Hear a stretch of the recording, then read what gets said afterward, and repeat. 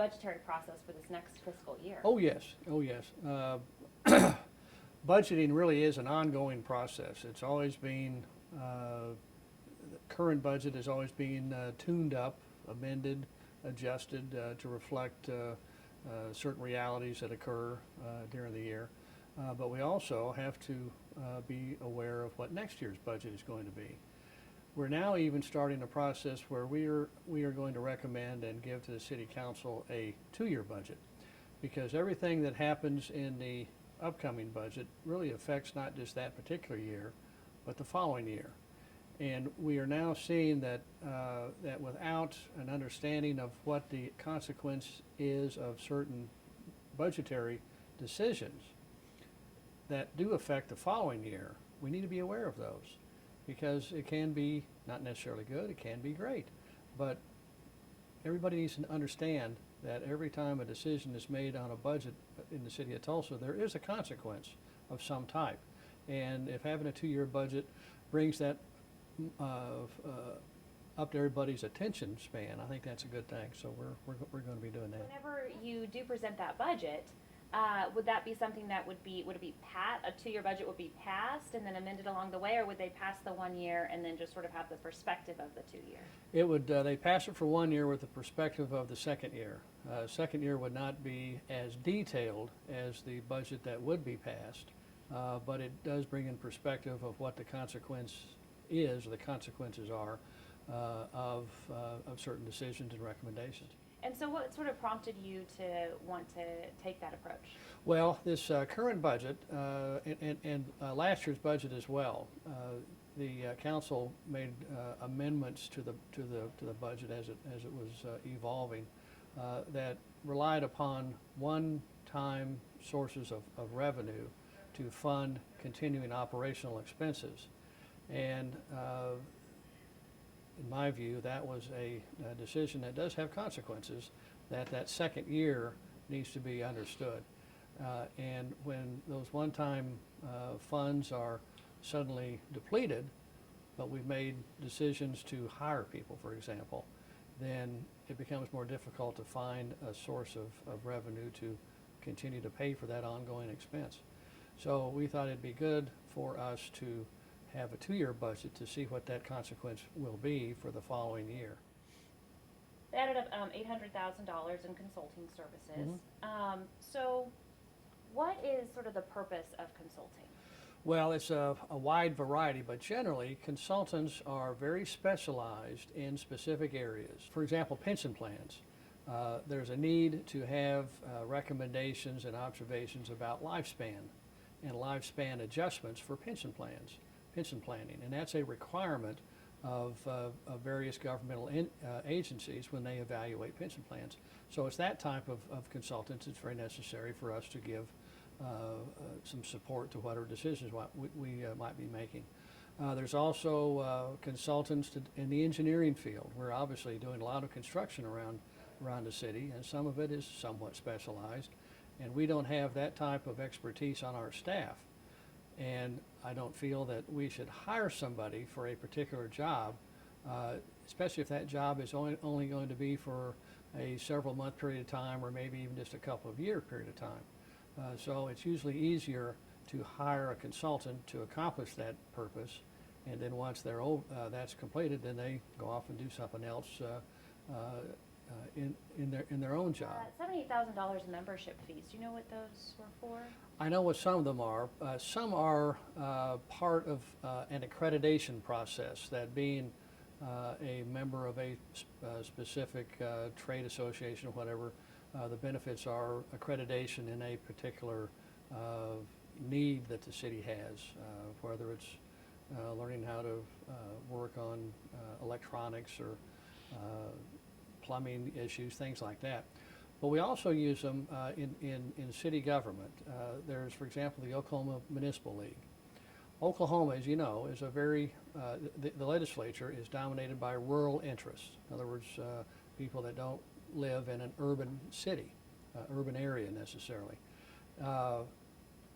We've seen instances where the urban governments are really in the minority as far as representation goes. So we need to sometimes use political influence and some guidance from groups like the Oklahoma Municipal League in order to get our points across to the more rural senators and members of the House of Representatives and those that are involved with the bureaucracy.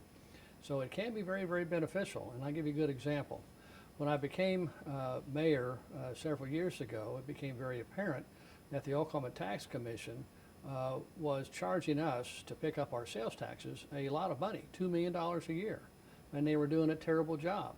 So we started raising Cain about it, and eventually we got everybody's attention. But we were able to do that by getting the Oklahoma Municipal League to understand our situation, but also by our being in a partnership with them essentially and helping lead the charge to make things better. This upcoming legislative session, we're going to see a bill that is probably going to be passed that is going to cut in half the amount of money that the Oklahoma Tax Commission charges us. So we'll be saving $1 million.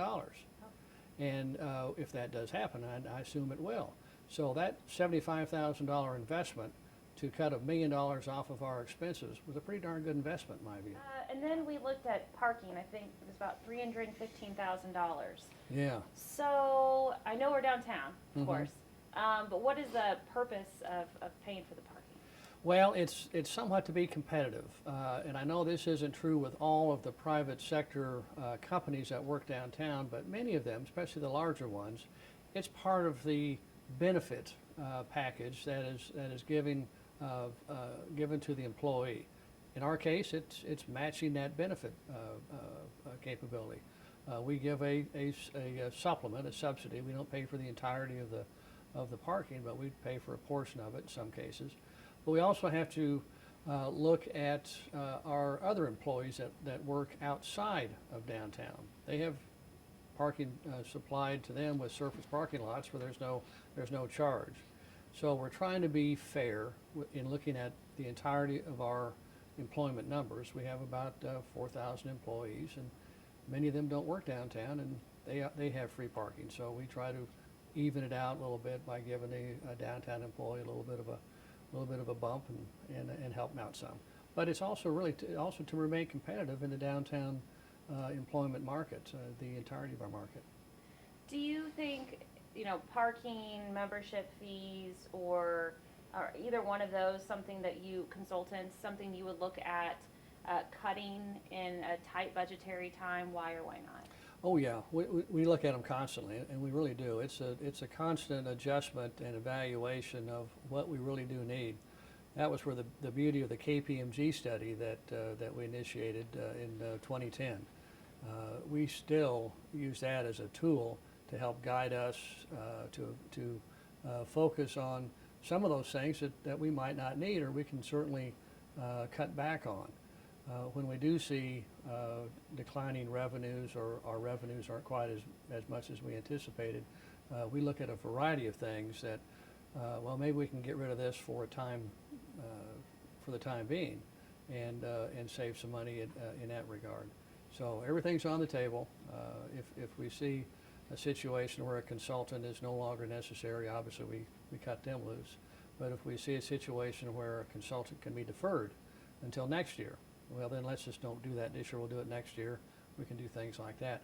That's where consultants are really much more flexible, and as opposed to having a full-time employee for a specific job or responsibility, can't just defer them till next year and not pay them.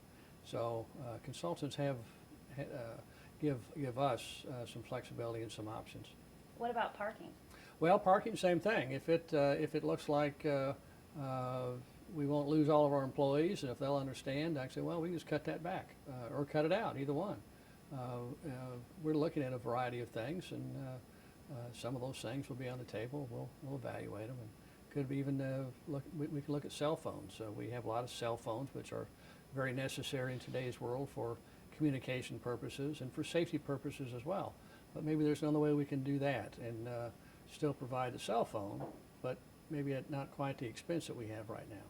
So we're always looking at those type of things we can do to save the taxpayers money.